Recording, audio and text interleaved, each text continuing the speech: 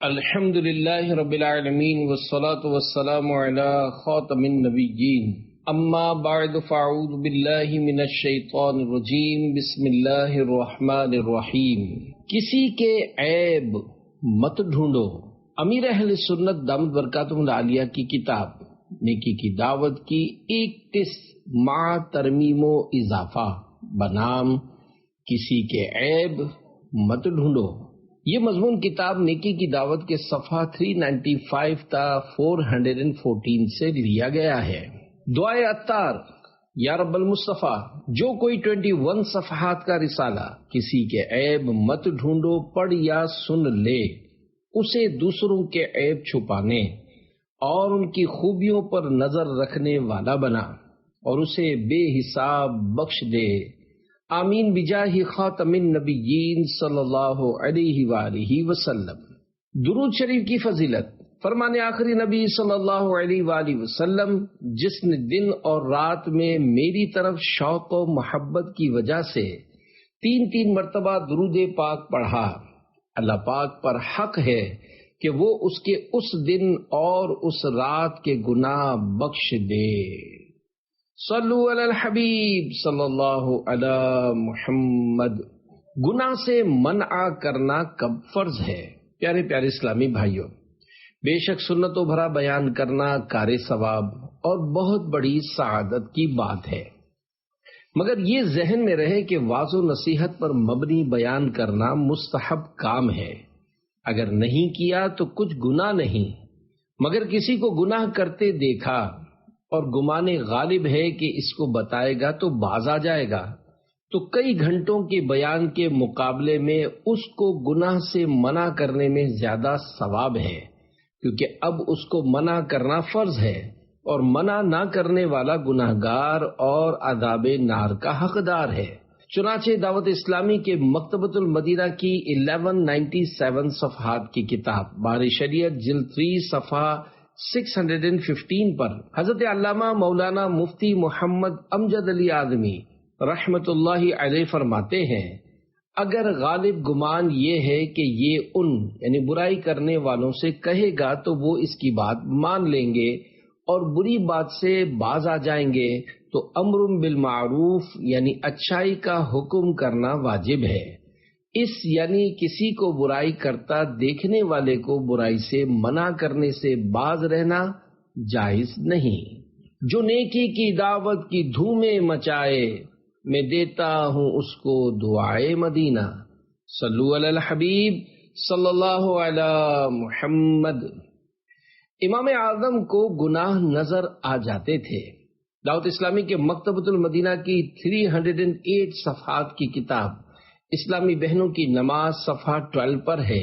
حضرت علامہ عبد الوہاب شعرانی رحمت اللہ علیہ فرماتے ہیں، ایک مرتبہ امام اعظم ابو حنیفہ رحمت اللہ علیہ جامع مسجد کوفہ کے وضو خانے میں تشریف لے گئے تو ایک نوجوان کو وضو بناتے ہوئے دیکھا، اس سے وضو میں استعمال شدہ پانی کے قطرے ٹپک رہے تھے۔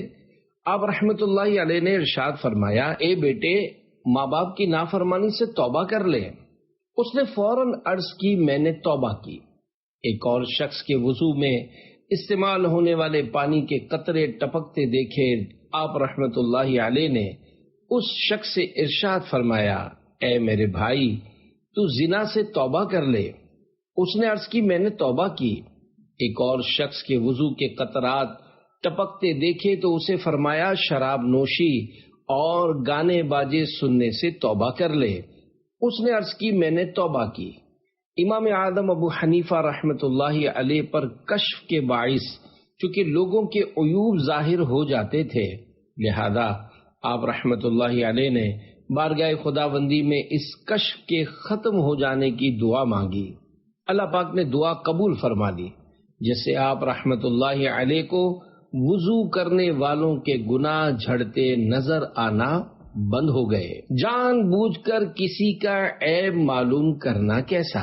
پیارے پیارے اسلامی بھائیوں، دیکھا آپ نے کروڑوں حنفیوں کے عظیم پیشوا امام اعظم حضرت امام ابو حنیفہ نعمان بن ثابت رحمت اللہ علیہ کی چشم ولایت لوگوں کے وضو کے ذریعے جھڑنے والی معصیت یعنی نافرمانیاں دیکھ لیتی تھی۔ بے شک یہ آپ رحمت اللہ علیہ کی عظیم کرامت تھی، تاہم آپ رحمت اللہ علیہ کو لوگوں کے عیوب پر مطلع ہونا گوارا نہ ہوا اور دعا کے ذریعے اپنا یہ کشف ختم کروا دیا۔ یہاں وہ لوگ عبرت حاصل کریں جو کہ امام اعظم رحمت اللہ علیہ کی محبت کا دم تو بھرتے ہیں، مگر زبردستی آڑے ترچھے سوالات یعنی کراس کوسچنز کر کے لوگوں کے عیبوں کی ٹٹول میں بھی رہتے ہیں۔ یاد رکھیے، بلا مصلحت شرعی ارادتاً کسی مسلمان کا عیب معلوم کرنا گناہ و حرام اور جہنم میں لے جانے والا کام ہے۔ دعوت اسلامی کے مکتبۃ المدینہ کے ترجمے والے پاکیزہ قرآن کنز الایمان ما خزائن العرفان صفحہ 950 پر پارہ 26 سورۃ الحجرات آیت نمبر 12 میں ہے، وَلَا تَجَسَّسُوا، ترجمہ کنز الایمان، اور عیب نہ ڈھونڈو۔ عالم کی غلطی بیان کرنا 2 وجہ سے حرام ہے، اور اگر اس عیب کو دوسرے پر اس طرح ظاہر کیا کہ اس کو پتا ہو کہ یہ فلاں کا عیب ہے تو یہ ایک اور گناہ ہوا۔ اگر وہ عیب کسی عالم دین کا تھا اور اس کو ظاہر کیا تو گناہ میں اور بھی بڑھوتری ہو گئی۔ چنانچہ حجت الاسلام حضرت امام ابو حامد محمد بن محمد غزالی رحمت اللہ علیہ کیمیائے سعادت میں فرماتے ہیں، عالم کی غلطی بیان کرنا 2 وجہ سے حرام ہے۔ ایک تو اس لیے کہ یہ غیبت ہے، دوسرے اس لیے کہ لوگوں میں جرت پیدا ہوگی اور وہ اسے دلیل بنا کر اس کی پیروی کریں گے، یعنی بے باکی کے ساتھ اسی طرح کی غلطیاں کریں گے، اور شیطان بھی اس یعنی غلطیوں میں پیروی کرنے والے کی مدد کے لیے اٹھ کھڑا ہوگا اور گناہوں پر دلیر بنانے کے لیے اس سے کہے گا کہ تو بھی یوں اور یوں کر کہ فلاں عالم سے بڑھ کر پرہیزگار تو نہیں ہے۔ جتنے زیادہ لوگوں کو اس خطا پر مطلع کرے گا گناہوں میں اضافہ ہوتا چلا جائے گا۔ مسلمان کو چاہیے کہ اول تو لوگوں کے عیوب جاننے سے بچے، اگر کوئی بتانے لگے تب بھی سننے سے خود کو بچائے۔ بالفرض کسی طرح کسی کا عیب نظر آ گیا یا معلوم ہو گیا ہو تو اس کو دبا دے، بلا مصلحت شرعی ہرگز کسی پر ظاہر نہ کرے۔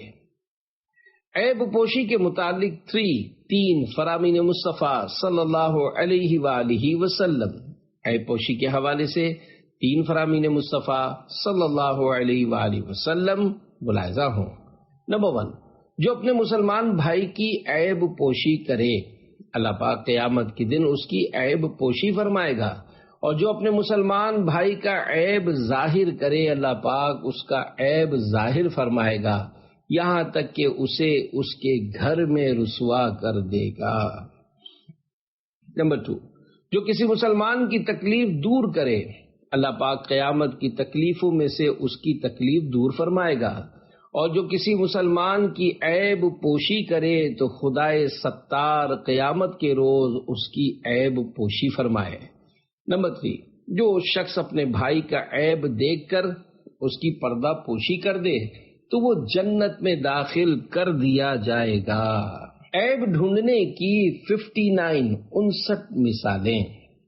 یہاں جو مثالیں دی جا رہی ہیں ان میں عیبوں کی ٹٹول یعنی عیبوں کی تلاش کے ساتھ ساتھ ضمناً غیبتیں، تہمتیں اور بدگمانیاں وغیرہ بھی شامل ہیں۔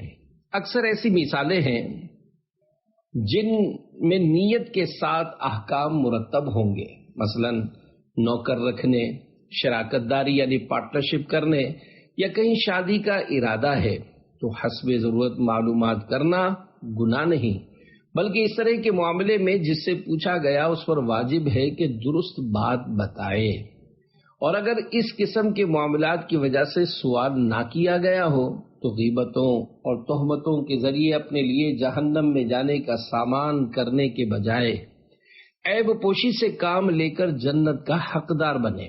مگر عموماً طرح طرح کے سوالات کے ذریعے عیبوں کی ٹٹول یعنی عیوب کی معلومات اور کرید میں یہ نیت نہیں ہوتی، بس لوگ پوچھنے کی خاطر پوچھتے رہتے ہیں اور بسا اوقات خود بھی گناہوں میں پڑتے اور بارہا جواب دینے والے کو بھی گناہگار کر دیتے ہیں۔ کسی نے مکان کرائے پر لیا تو پوچھنا مکان مالک کیسا ہے، یہ سوال فی نفسی ہی گناہ نہ صحیح مگر کئی گناہوں کا سبب بن سکتا ہے۔ مثلا کرایہ دار نے جواباً کہا معاملات کا صاف نہیں، بہت بد اخلاق اور کنجوس ہے۔ اس طرح 3 عیب کھولے، وہ بھی اگر اس میں موجود ہوں تو ہی عیب کہلائیں گے۔ اب یہ بتانا 3 غیبتیں ہوئیں ورنہ تہمتیں، اور اگر صرف اس لیے پوچھا کہ مکان مالک کے عیوب معلوم ہوں تو اب یہ عیب ڈھونڈنا ہوا جو کہ گناہ و حرام اور جہنم میں لے جانے والا کام ہے۔ کسی نے مکان کرائے پر دیا تو پوچھنا کرایہ دار کیسا ہے، یہ سوال بھی فی نفسی ہی گناہ نہ صحیح مگر کئی گناہوں کا سبب بن سکتا ہے۔ مثلا مالک مکان نے جواباً کہا بڑا ہی چال باز ہے، کبھی وقت پر کرایہ نہیں دیتا، خواہ مخواہ کی ٹھوکا ٹھاکی کر کے میرے مکان کا حلیہ بگاڑ کر رکھ دیا ہے۔ اس طرح 3 عیب کھولے، وہ بھی اگر اس میں موجود ہوں تب ہی عیب کہلائیں گے، اور اب یہ بتانا 3 غیبتیں ہوئیں ورنہ تہمتیں۔ آپ کا نیا نوکر برابر کام کرتا ہے یا نہیں، یہ بھی بلا اجازت شرعی پوچھنا عیب ڈھونڈنا ہے، اور اس سوال کے جواب میں پورا خطرہ ہے کہ جس سے پوچھا گیا وہ نوکر کے بارے میں کام چور ہے، حرام خور ہے وغیرہ کہہ کر گناہگار ہو جائے۔ رات دیر تک جاگتے رہتے ہو، فجر بھی پڑھتے ہو یا نہیں، آپ نماز پڑھتے ہیں یا نہیں، آپ کے والد صاحب نمازی ہیں یا نہیں، تم نے ابھی تک نئے کپڑے نہیں پہنے، عید کی نماز بھی پڑھی ہے یا نہیں، رمضان کے مہینے میں کسی سے پوچھنا واہ بھائی آج بڑے فریش یعنی تازہ دم لگ رہے ہو، روزہ بھی رکھا ہے یا نہیں، اس بار رمضان مبارک میں آپ نے کتنے روزے رکھے، کوئی تراویح چھوڑی تو نہیں، تم پوری زکوٰۃ نکالتے ہو یا نہیں، آپ کی بیوی شریف تو ہے نا، لڑتی تو نہیں۔ یہی سوالات عورتوں میں شوہر کے بارے میں عیبوں کی ٹٹول والے ہیں۔ شادی شدہ بیٹی کی ماں سے پوچھنا آپ کی بیٹی کی ساس اچھی ہے یا نہیں، لڑاکی تو نہیں، روٹی دیتی ہے یا نہیں، بیٹی کو ستاتی تو نہیں، اپنے بیٹے کے کان تو نہیں بھرتی، وہ جو اس کی طلاقڑی نند گھر میں بیٹھی ہے وہ مسائل تو نہیں کھڑے کرتی۔ بیٹے کی شادی کے بعد اس کی ماں سے پوچھنا اب بیٹا آپ کا خیال رکھتا ہے یا نہیں، پہلے کی طرح تنخواہ لا کر آپ کے ہاتھ میں دیتا ہے یا اپنی جورو کے حوالے کر دیتا ہے، بہو نے کالا علم کرا کے اسے اپنی طرف تو نہیں کر لیا، بہو اچھی ہے یا نہیں، تعویذ گنڈے تو نہیں کرتی، زبان دراز تو نہیں، آپ کی عزت کرتی ہے یا نہیں۔ اس دن فلاں کے گھر سے تیز گفتگو کی آواز آ رہی تھی، کون کون لڑ رہے تھے؟ ہاں بھائی اس کا شوہر بڑا ظالم ہے، کہیں بیچاری کی بے قصور پٹائی تو نہیں لگاتا۔ دولہا سے پوچھنا سسر صاحب نے جہیز دینے میں بخل سے کام تو نہیں لیا؟ اس دن خوب بن ٹھن کر سسرال پہنچے تھے، سسر صاحب نے لفٹ بھی کرائی کہ نہیں، صحیح طریقے پر آؤ بھگت کی یا نہیں۔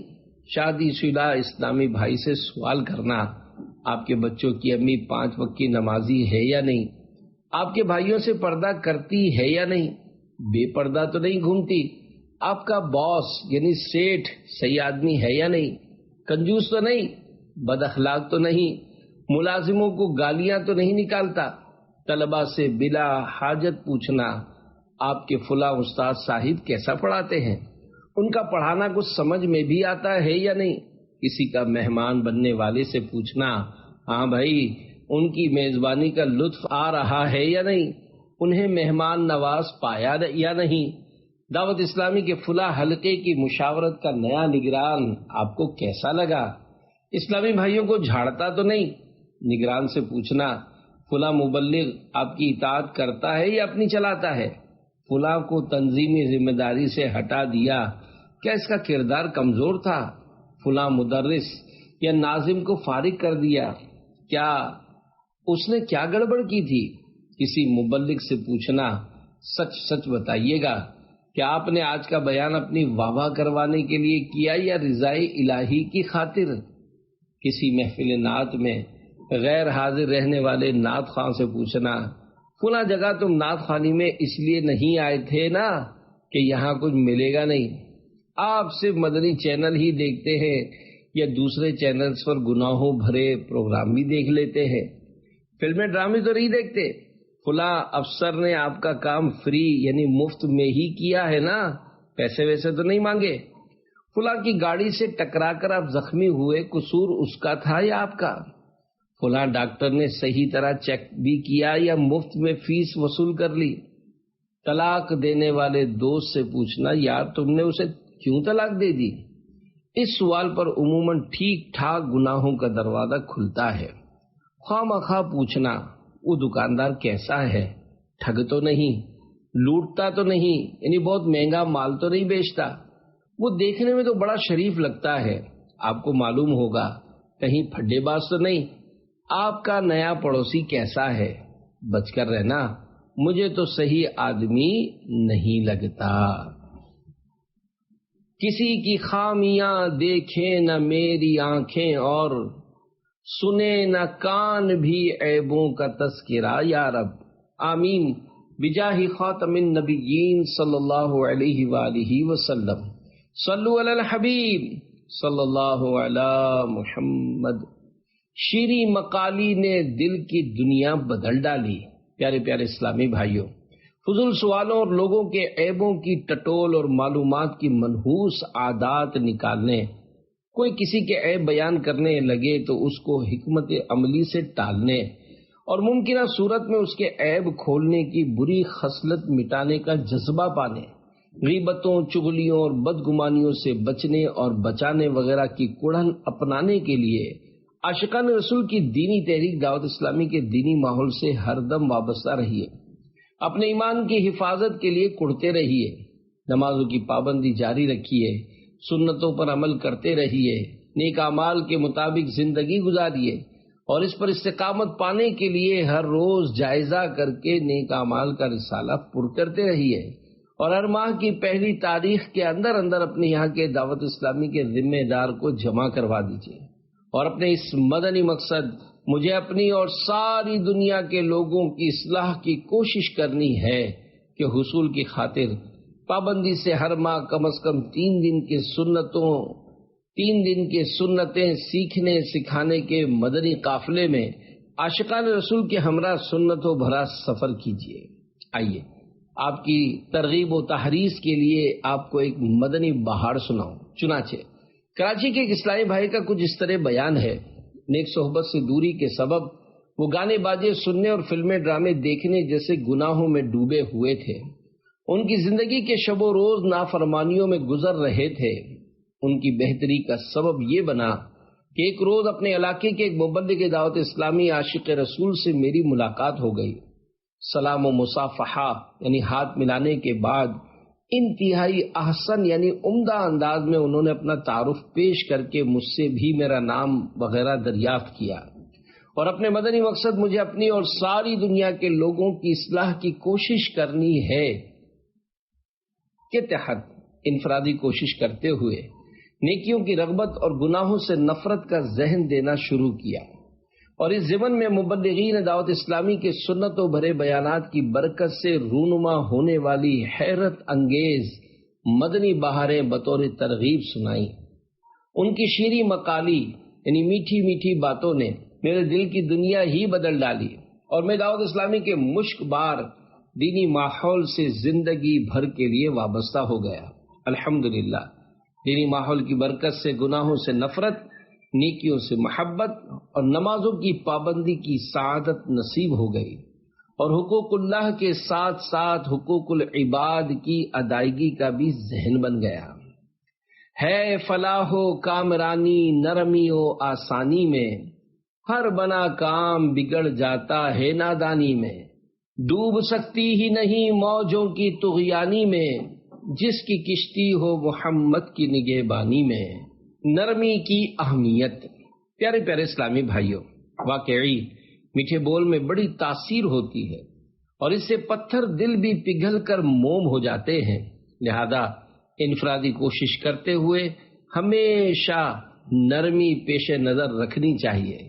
دعوت اسلامی کے مکتبۃ المدینہ کی 1197 صفحات کی کتاب بحر شریعت جلد 3 صفحہ 572 پر حدیث پاک ہے، جو نرمی سے محروم ہوا خیر یعنی بھلائی سے محروم ہوا۔ الہی حسن اخلاق اور نرمی کی سعادت دے، گناہوں پر ندامت دے، صداقت دے، شرافت دے۔ صلو علی الحبیب صلی اللہ علی محمد۔ فرعون کے پاس نیکی کی دعوت کے لیے بھیجنے پر نرمی کا حکم۔ اگر دینی ماحول والے یا والی کے مزاج میں غصہ، چڑچڑا پن اور بد اخلاقی ہوئی تو کامیابی مشکل ہے، لہذا اپنے اخلاق درست کیجیے۔ اور ویسے بھی جسے دعوت اسلامی کے دینی کاموں کی دھن ہو، اس کے لیے ٹھنڈے مزاج کا ہونا ضروری ہے کہ بیجا سختی کرنے سے بارہا کام بنتے بنتے بگڑ جاتے ہیں۔ نرمی کی اہمیت کو اس واقعے سے سمجھنے کی کوشش کیجیے۔ چنانچہ منقول ہے، کسی شخص نے مامون الرشید پر احتساب کیا، یعنی کسی خطا پر ٹوکا اور اس سے سختی کے ساتھ گفتگو کی، تو مامون الرشید نے کہا، اے جواں مرد، اللہ پاک نے تجھ سے بہتر افراد کو جب مجھ سے بدتر فرد کے پاس بھیجا تو ان کو حکم دیا کہ اس سے نرمی سے بات کرو۔ یعنی حضرت موسیٰ اور حضرت ہارون علیہم السلام جو تجھ سے بہتر تھے، فرعون جو مجھ سے بدتر تھا کے پاس جب بھیجا تو فرمایا فَقُولَا لَهُ قَوْلًا لَيِّنًا، پارہ 16 سورہ طٰہٰ آیت 44، ترجمہ کنز الایمان، تو اس سے نرم بات کہنا۔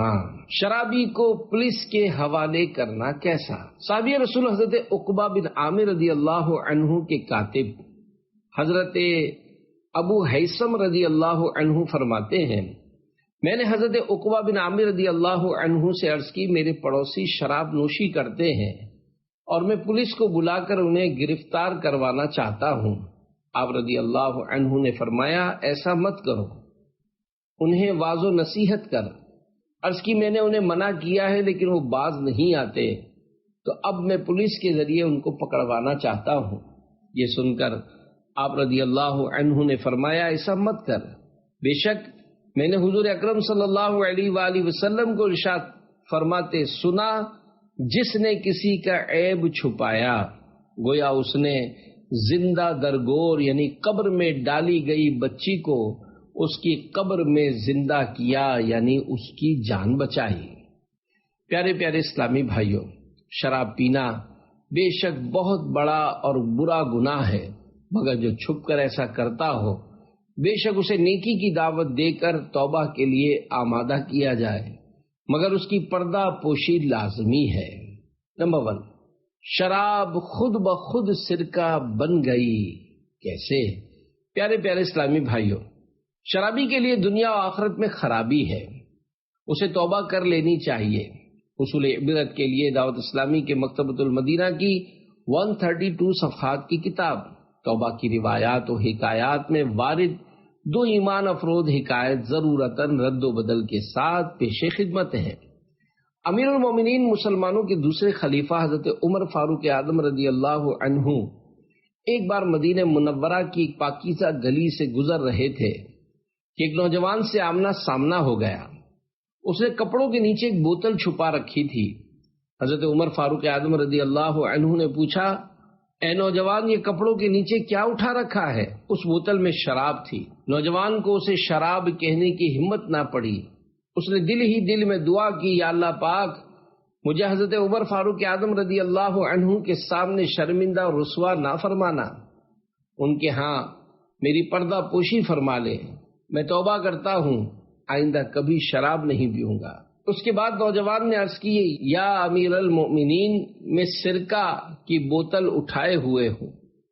آپ رضی اللہ عنہ نے فرمایا، مجھے دکھاؤ۔ جب اس نے وہ بوتل آپ رضی اللہ عنہ کے سامنے کی اور حضرت عمر فاروق اعظم رضی اللہ عنہ نے اسے دیکھا تو واقعی وہ سرکہ تھا۔ اللہ پاک کی ان پر رحمت ہو اور ان کے صدقے ہماری بے حساب مغفرت ہو، آمین بجاہ خاتم النبیین صلی اللہ علیہ وآلہ وسلم۔ نمبر 2، شرابی نوجوان ولایت کی منزل پر۔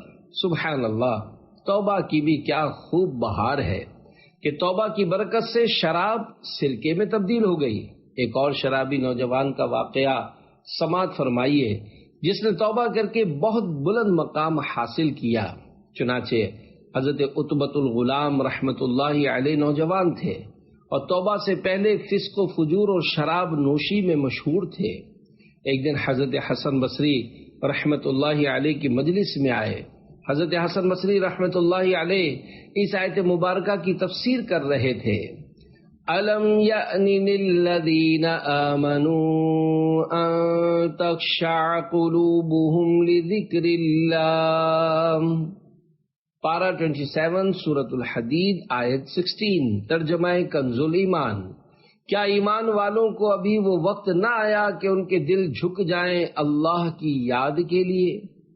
آپ نے اس قدر مؤثر بیان فرمایا کہ لوگوں پر گریا یعنی رونا طاری ہو گیا۔ ایک نوجوان کھڑا ہوا اور کہنے لگا، یا سیدی، کیا اللہ پاک مجھ جیسے فاسق و فاجر کی توبہ قبول کرے گا؟ جب میں توبہ کروں؟ شیخ رحمت اللہ علیہ نے فرمایا، بے شک اللہ پاک تیری توبہ قبول کرے گا۔ جب عتبۃ الغلام رحمت اللہ علیہ نے یہ بات سنی تو ان کا چہرہ زرد پڑ گیا، سارا بدن کانپنے لگا، چلائے اور غش کھا کر گر پڑے۔ جب انہیں ہوش آیا تو حضرت حسن بصری رحمت اللہ علیہ نے اس کے قریب آ کر یہ اشعار پڑھے، ایا شاب لرب العرش عاصی اتدری ما جزاء ذوی المعاصی، اے رب العرش کی نافرمانی کرنے والے نوجوان، کیا تو جانتا ہے کہ گناہ گاروں کی سزا کیا ہے؟ سعیر للعصاة لہا زفیر وغیظ یوم یؤخذ بالنواصی، نافرمانوں کے لیے گرجنے والا جہنم ہے جس میں گرج ہوگی، اور جس دن پیشانیوں سے پکڑے جائیں گے اس دن غضب ہوگا۔ وَإِن تَصْبِرْ عَلَى النِّيرَانِ فَاعْصِهُ وَإِلَّا كُنْ عَنِ الْعِصْيَانِ قَاصِي، پس اگر تو آگ پر صبر کر سکے تو نافرمانی کر لے، ورنہ نافرمانی سے دور ہو جا۔ وَفِيمَا قَدْ كَسَبْتَ مِنَ الْخَطَايَا رَهِنْتَ النَّفْسَ فَاجْهَدْ فِي الْخَلَاصِ، تو نے جو گناہ کیے ہیں ان میں تو نے اپنے نفس کو پھنسا دیا، تو اب نجات کے لیے کوشش کر۔ عتبۃ الغلام رحمت اللہ علیہ پر رقت طاری ہو گئی۔ جب افاقہ ہوا تو کہنے لگے، شیخ کیا مجھ جیسے کمینے کی توبہ بھی رب رحیم قبول فرمائے گا؟ شیخ رحمت اللہ علیہ نے فرمایا، کیوں نہیں، اللہ پاک اپنے گناہ گار بندے کی توبہ اور معافی قبول فرماتا ہے۔ پھر حضرت عتبۃ الغلام رحمت اللہ علیہ نے 3 دعائیں کی۔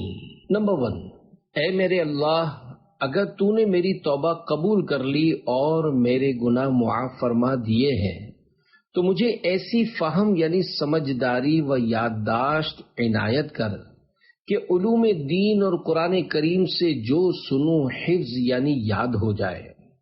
نمبر 2، اے اللہ پاک، مجھے پرسوز آواز کے اعزاز سے نواز کہ اگر کوئی پتھر دل بھی میری قرات سنے تو اس کا دل نرم ہو جائے۔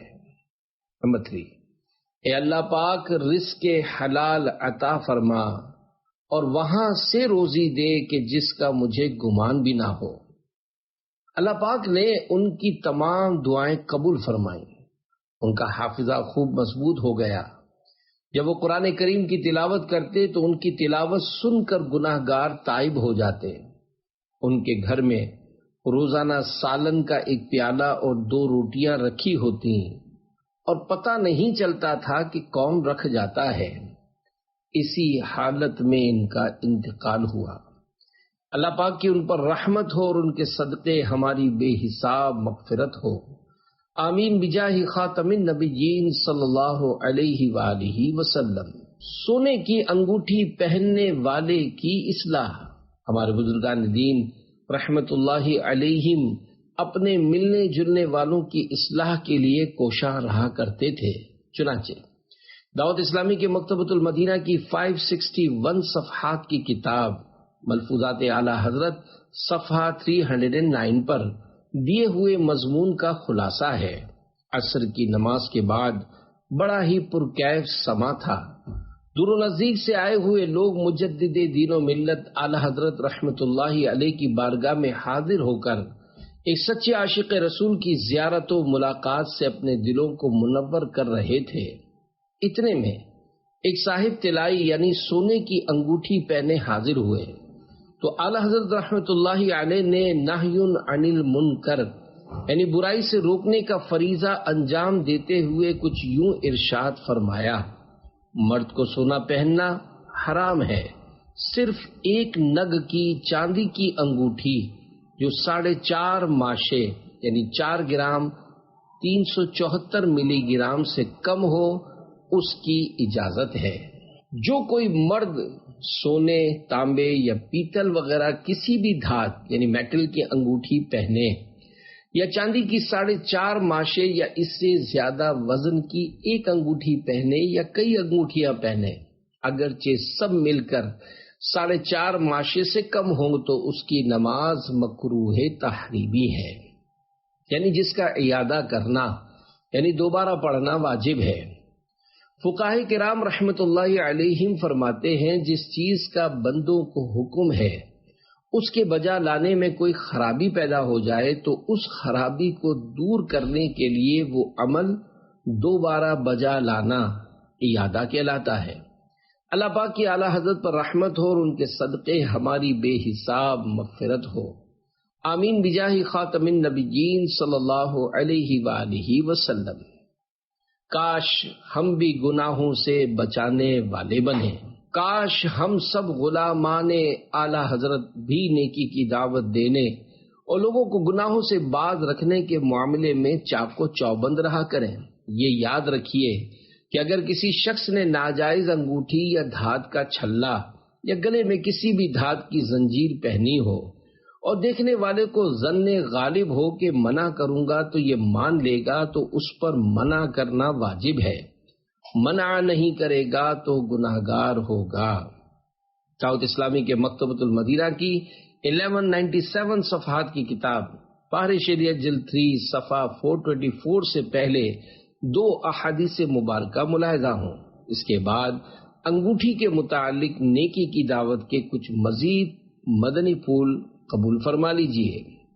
نمبر 1، سونے کی انگوٹھی انگارہ۔ صحیح مسلم میں عبداللہ بن عباس رضی اللہ عنہما سے روایت ہے کہ رسول اللہ صلی اللہ علیہ وآلہ وسلم نے ایک شخص کے ہاتھ میں سونے کی انگوٹھی دیکھی تو اس کو اتار کر پھینک دیا اور یہ فرمایا کہ کیا کوئی اپنے ہاتھ میں انگارہ رکھتا ہے؟ جب حضور صلی اللہ علیہ وآلہ وسلم تشریف لے گئے کسی نے ان سے کہا اپنی انگوٹھی اٹھا لو اور پہننے کے بجائے کسی کام میں لانا۔ انہوں نے کہا خدا کی قسم میں اسے کبھی نہ لوں گا، جبکہ رسول اللہ صلی اللہ علیہ وآلہ وسلم نے اسے پھینک دیا۔ نمبر 2، بتوں اور جہنمیوں کا زیور۔ ترمذی و ابو داؤد و نسائی نے بریدہ رضی اللہ عنہ سے روایت کی کہ ایک شخص پیتل کی انگوٹھی پہنے ہوئے تھے۔ حضور صلی اللہ علیہ وآلہ وسلم نے فرمایا کیا بات ہے کہ تم سے بت کی بو آتی ہے؟ انہوں نے وہ انگوٹھی پھینک دی، پھر لوہے کی انگوٹھی پہن کر آئے، فرمایا کیا بات ہے کہ تم جہنمیوں کا زیور پہنے ہوئے ہو؟ اسے بھی پھینکا اور عرض کی یا رسول اللہ صلی اللہ علیہ وآلہ وسلم کس چیز کی انگوٹھی بناؤں؟ فرمایا چاندی کی بناؤ اور 1 مسقال پورا نہ کرو یعنی 4.5 ماشے سے کم ہو۔ انگوٹھی کے ضروری احکام کہ 19 حروف کی نسبت سے انگوٹھی کے 19 مدنی پھول۔ مرد کو سونے کی انگوٹھی پہننا حرام ہے۔ سلطان دو جہان رحمت عالمیان صلی اللہ علیہ وآلہ وسلم نے سونے کی انگوٹھی پہننے سے منع فرمایا۔ نابالغ لڑکے کو سونے چاندی کا زیور پہنانا حرام ہے اور جس نے پہنایا وہ گنہگار ہوگا۔ اسی طرح بچوں کے ہاتھ پاؤں میں بلا ضرورت مہندی لگانا ناجائز ہے۔ عورت خود اپنے ہاتھ پاؤں میں لگا سکتی ہے مگر لڑکے کو لگائے گی تو گناہگار ہوگی۔ بچیوں کے ہاتھ پاؤں میں مہندی لگانے میں حرج نہیں۔ لوہے کی انگوٹھی جہنمیوں کا زیور ہے۔ مرد کے لیے وہی انگوٹھی جائز ہے جو مردوں کی انگوٹھی کی طرح ہو، یعنی صرف ایک نگینے کی ہو، اور اگر اس میں ایک سے زیادہ کئی نگینے ہوں تو اگرچہ وہ چاندی ہی کی ہو، مرد کے لیے ناجائز ہے۔ بغیر نگینے کی انگوٹھی پہننا ناجائز ہے کہ یہ انگوٹھی نہیں، چھلا ہے۔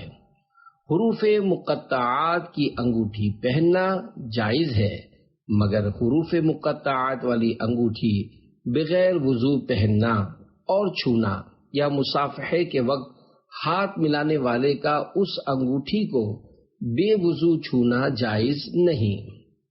اسی طرح مردوں کے لیے ایک سے زیادہ جائز والی انگوٹھی پہننا یا ایک سے زیادہ چھلے پہننا بھی ناجائز ہے کہ یہ چھلا انگوٹھی نہیں۔ عورتیں چھلے پہن سکتی ہیں۔ چاندی کی ایک انگوٹھی ایک نگ یعنی نگینے کی کہ وزن میں 4.5 ماشے یعنی 4 گرام 374 ملی گرام سے کم ہو پہننا جائز ہے، اگرچہ بے حاجت مہر، مگر اس کا ترک یعنی جس کو اسٹامپ کی ضرورت نہ ہو اس کے لیے جائز انگوٹھی بھی نہ پہننا افضل ہے، اور جن کو انگوٹھی سے اسٹامپ لگانی ہو اس کے لیے مہر کی غرض سے پہننے میں خالی جواز یعنی صرف جائز ہی نہیں بلکہ سنت ہے۔ ہاں، تکبر یا زنانہ پن کا سنگھار یعنی لیڈیز اسٹائل کی ٹیپ ٹاپ یا اور کوئی غرض مذموم یعنی قابل مذمت مقصد نیت ہو تو ایک انگوٹھی ہی کیا، اس نیت سے تو اچھے کپڑے پہننا بھی جائز نہیں۔ عیدین میں انگوٹھی پہننا مستحب ہے، مگر مرد وہی جائز والی انگوٹھی پہنے۔ انگوٹھی انہی کے لیے سنت ہے جن کو مہر کرنے یعنی اسٹیمپ لگانے کی حاجت ہوتی ہے، جیسے سلطان و قاضی اور علماء جو فتوے پر انگوٹھی سے مہر کرتے یعنی اسٹامپ لگاتے ہیں۔ ان کے علاوہ دوسروں کے لیے جن کو مہر کرنے کی حاجت نہ ہو سنت نہیں، البتہ پہننا جائز ہے۔ فی زمانہ انگوٹھی سے مہر کرنے کا عرف یعنی معمول و رواج نہیں رہا، بلکہ اس کام کے لیے اسٹامپ بنوائی جاتی ہے، لہذا جن کو مہر نہ لگانی ہو ان قاضی وغیرہ کے لیے بھی انگوٹھی پہننا سنت نہ رہا۔ مرد کو چاہیے کہ انگوٹھی کا نگینہ ہتھیلی کی جانب اور عورت نگینہ ہاتھ کی پشت یعنی ہاتھ کی پیٹھ کی طرف رکھے۔ چاندی کا چھلا خاص لباس زنان یعنی عورتوں کا پہناوا ہے، مرد کو مکروہ تحریمی ناجائز و گناہ ہے۔ عورت سونے چاندی کی جتنی چاہے انگوٹھیاں اور چھلے پہن سکتی ہے، اس میں وزن اور نگینے کی تعداد کی کوئی قید نہیں۔ لوہے کی انگوٹھی پر چاندی کا خول چڑھا دیا کہ لوہا بالکل نہ دکھائی دیتا ہو، اس انگوٹھی کے پہننے کی مرد اور عورت کسی کو بھی ممانعت نہیں، دونوں میں سے کسی بھی ایک ہاتھ میں انگوٹھی پہن سکتے ہیں، اور چھنگلیاں یعنی سب سے چھوٹی انگلی میں پہنی جائے۔ منت کا دم کیا ہوا دھات یعنی میٹل کا کڑا بھی مرد کو پہننا ناجائز و گناہ۔ اسی طرح مدینہ منورہ یا اجمیر شریف کے چاندی یا کسی بھی دھات کے چھلے اور اسٹیل کی انگوٹھی بھی جائز نہیں۔ بواسیر و دیگر بیماریوں کے لیے دم کیے ہوئے چاندی یا کسی بھی دھات کے چھلے بھی مردوں کے لیے جائز نہیں۔ اگر کسی اسلامی بھائی نے دھات کا کڑا یا دھات کا چھلا، ناجائز انگوٹھی یا دھات کی زنجیر، بریسلیٹ، چین پہنی تو شرعاً لازم ہے کہ ابھی ابھی اتار کر توبہ کر لیجئے اور آئندہ نہ پہننے کا عہد کیجئے، نیز کسی اور اسلامی بھائی کو بھی پہننے کے لیے مت دیجئے۔ کر لے توبہ، رب کی رحمت ہے بڑی، قبر میں ورنہ سزا ہوگی کڑی۔